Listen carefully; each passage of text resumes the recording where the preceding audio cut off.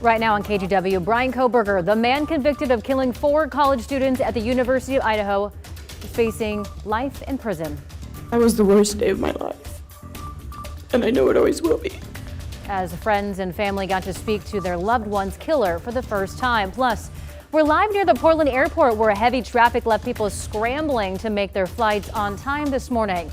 Then, the Beaverton fire continues to burn in the Gorge, but crews are making some headway today. We have the latest on the evacuation orders in the area and later. I'm getting out! I'm getting out! New video showing some of the moments before ICE agents arrested a father outside his child's daycare in Beaverton, ahead on KGW News at noon.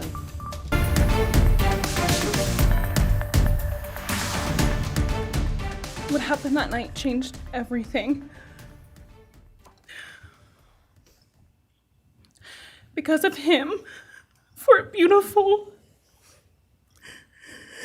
genuine, compassionate people were taken from this world for no reason.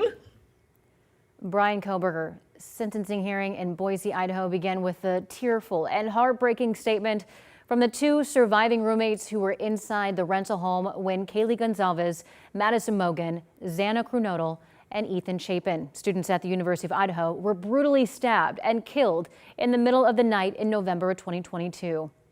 Thank you for joining us. I'm China Green. Today, a judge sentenced Koberger to 4 consecutive sentences of life in prison without the possibility of parole. This was the first time the families got to speak to the man who killed their children face to face. Today, we are here to finish what you started. Today, you've lost control. Today, we are here to prove to the world that you picked the wrong families. The wrong state, the wrong police officers, the wrong community. You tried to break our community apart. You tried to plant fear. You tried to divide us. You failed. Instead, your actions have united everyone in their disgust for you. Koberger himself had an opportunity to speak, but he chose not to give a statement. Throughout the court process, Koberger has been silent at the defense table, offering little more than one-word answers to the judge's questions. The judge had harsh words for Koberger. This unfathomable and senseless act of evil has caused immeasurable pain and loss.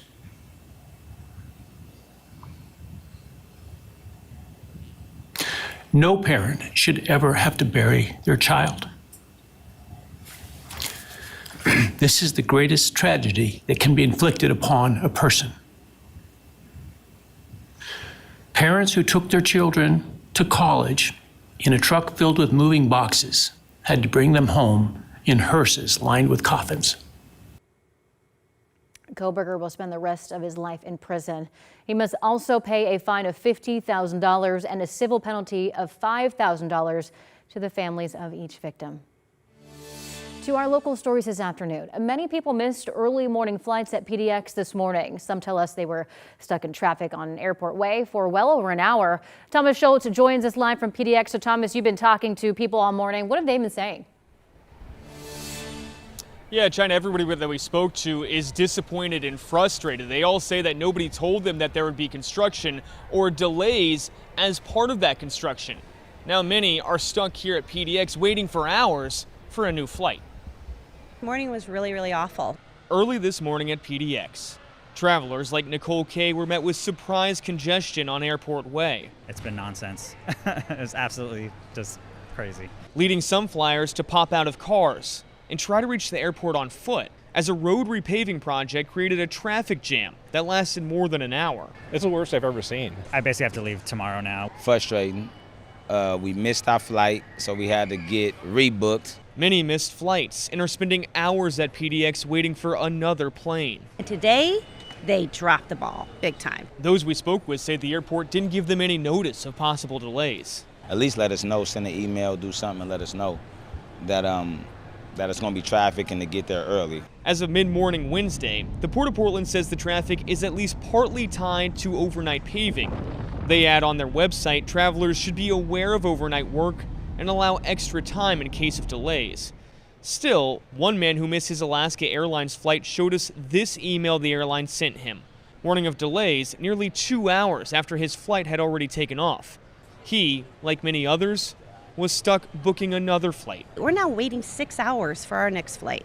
So all of this is just so incredibly disappointing. I am really angry with PDX today. Yeah, a lot of people really angry with PDX today right there. We also heard from a traveler who says he had to buy another ticket, shelling out $500 to do so, and he couldn't get a refund on this one because, as a couple people told us, you can't get refunds due to traffic. Again, this was traffic that nobody could avoid with all of Airport Way blocked early this morning. Now, the Port of Portland told us just a couple of minutes ago that they are changing the construction hours to now be from 10 p.m. to 6 a.m.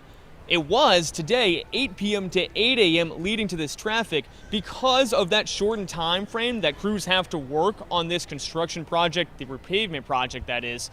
Port of Portland says it will now go on until July 30th. China? Thomas, thank you. We also want to let you know about a house fire in North Portland. It started this morning. Firefighters tell us that there were 7 dogs in the house. They were able to resuscitate 3 of the dogs. One sadly did not make it. The other dogs were uninjured. All of the occupants in the house safely made it out. Fire crews are investigating the cause of the fire. And in Vancouver, a resident and his dog are without a home after this house fire that started just after 5 o'clock this morning on Northeast 51st Street. A firefighter was also taken to the hospital after suffering minor injuries. Firefighters have gotten some containment on the Burdoin fire burning on the Washington side of the gorge between Bingen and Lyle. The fire has grown to nearly 11,000 acres and is now 5% contained, but officials say evacuation orders will likely stay in place for up to another week.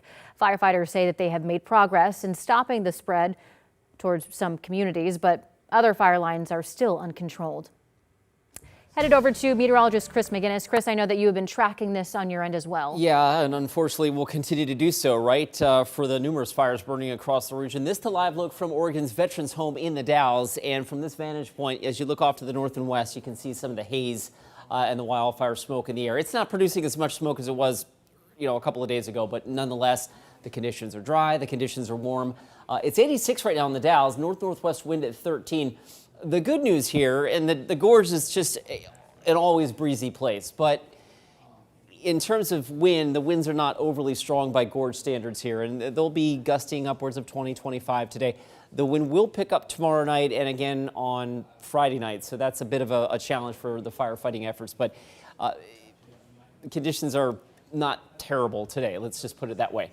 Okay, visible satellite imagery across the region showing the morning cloud cover. The brief morning clouds that we had here in Portland have already worked their way back through the mouth of the Columbia and up into Clatsop County, and a lot of the coast already clearing out. And temperature-wise, we are warmer, significantly so, right now at noon than we were yesterday at this time. 7 degrees warmer actually right now here in Portland, where we're currently seeing temperatures in the mid-70s. So a warmer start to the day.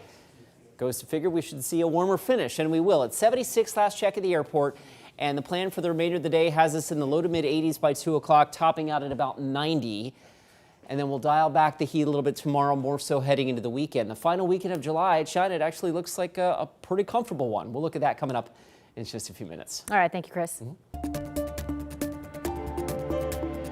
We're getting a look at video this afternoon that shows some of the moments that led up to ICE agents arresting a father who's originally from Iran outside his child's daycare in Beaverton. Now, the video from inside his car was provided to us on behalf of the family in an edited form. It does not include the full interaction from the morning of July 15th. Alma McCarty walks us through the footage. I'm getting out! I'm getting out! Well, you should have done it already. I told you 3 times. Unbuckle your seatbelt, step out of the car. Before ICE agents smashed his car window and took the 38-year-old father into custody. I'm a doctor. I'm a doctor. I'm an Iranian. Mahdi Khanbabazadeh was pulled over while on his way to Guidepost Montessori. Hello, sir. How are you doing today? Good, thank you so much. You mind if I grab your ID from you? Go ahead and roll your window all the way down. His child in the back seat. Roll your window all the way down. Well, I have a baby in the car. That's okay. That's okay. Yeah. With the baby. Just roll your window all the way down. Just go ahead and roll your window down. You're in the window. Roll it down. Roll your window all the way down for me, please. Yeah. Do you have your ID on you? Police. I do, yeah. Yeah, can I see your ID? Yeah, that's funny. Khanbabazadeh tells the agents he's heading to daycare. Where's daycare? Just to Beaverton. How far? 5 minutes. Before the video cuts to him in the parking lot. So there is a baby in the car. And is it hard to wait for 3 minutes? He then calmly reassures his child. Mommy's coming now. Okay? Another portion of the video is edited out just before this moment. Hell, hold on.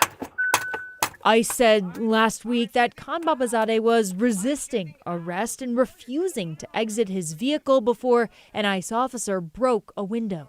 Brendan Hendricks is another parent at the school. Staff convinced ICE to move the perpetrator, the father of a child, to move the car out of the parking lot into the street so that at least the kids wouldn't be observing this action. They came into you are not okay. This is not okay. And there's no reason a preschool needed to be used as a backdrop for the operation. According to an ICE spokesperson, Khan Babazadeh entered the U.S. legally but overstayed the terms of his visa, a claim his wife told KGW was not true. A couple of follow-ups to Alma's report. Another parent with a child at that same daycare told the Oregonian that the man came to the U.S. on a student visa, graduated in 2021, married his wife, who's a U.S. citizen, later that year, and then filed paperwork for his green card. He's currently at the ICE facility in Tacoma and will stay in custody pending removal proceedings. A Multnomah County judge ruled the man accused of setting a fire to this apartment building on Portland's east side earlier this month will not be released on bail. The fire destroyed 6 apartments and sent some residents jumping through the windows and off their balconies to escape. On July 11th, investigators say Sean Schwartz right there doused the carpet in his apartment with gasoline, lit his ground floor unit on fire. Schwartz now faces additional charges, including biased crimes, after neighbors alleged that he targeted them with racial slurs. And we heard from one neighbor who believes the fire was meant to target his family. We just had a past with him of racial tension with him and just intimidation. And so, in my personal opinion, yeah, he was targeting us. I mean, I don't see how you couldn't come to that conclusion, seeing as we were his upstairs neighbors, and he lit the fire right under us.